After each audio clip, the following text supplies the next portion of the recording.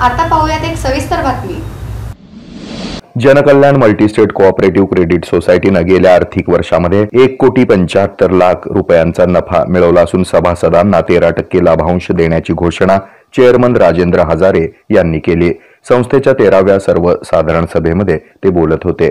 या सभेचं उद्घाटन सुरेश भालके यांच्या हस्ते दीप प्रज्वलन करून करण्यात आलं।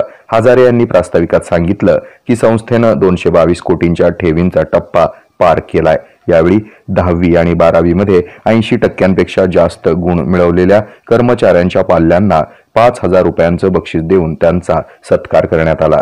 तसंच 2024-25 या आर्थिक वर्षातील उद्दिष्ट पूर्ण करणाऱ्या 5 शाखांचा गौरव रोख रक्कम देऊन करण्यात आला।